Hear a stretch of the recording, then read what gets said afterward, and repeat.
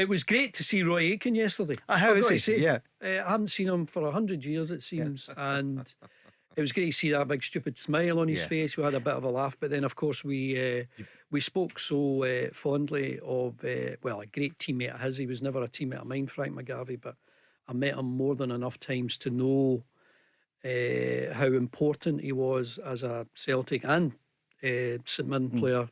And having spoken to one or two of the family members recently, it just seemed so horribly quick. His passing after the diagnosis of what was awful disease. And of course, he was there in October, and he was out in front of the Celtic fans, and he spoke really well. I was at that game, and he spoke really well. Any time I met Frank, he was great company, great humour. Any time I played against him, when he would, 84 I started at Motherwell. He of course got that astonishing goal in the 85 Cup final. So I played against Frank a few times, and I've got to say he's one of my favourite Celts. That early 80s team where he was playing with George McCluskey, Charlie Nicholas, Roy Aitken, Tommy Burns, Davy Provan. They're names that just sort of roll off the tongue, and just a fabulous player for Celtic. They had a lovely tribute to him at the end of Sports Scene last night. Don't often see the end of that programme, but just by the end. No, but sorry.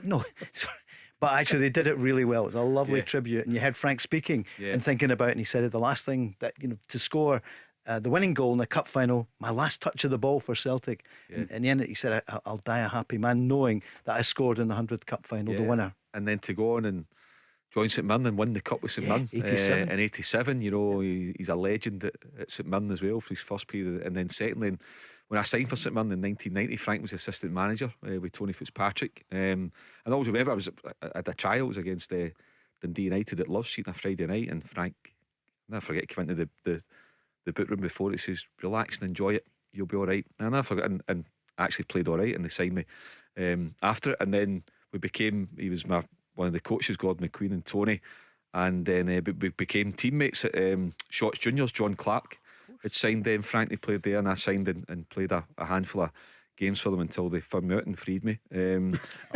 Frank was a really good teammate as well. He was well experienced at that point, and as Andy says, great company.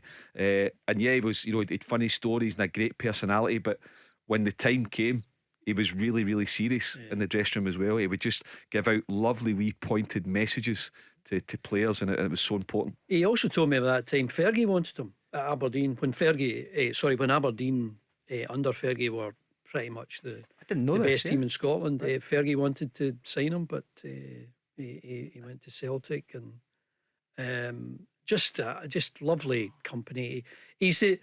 I hope I'm not insulting any family, but when I think of him, he brings a smile to my face, because he was just such good company. And if I ever happened to bump into him, it always made your day that wee bit brighter.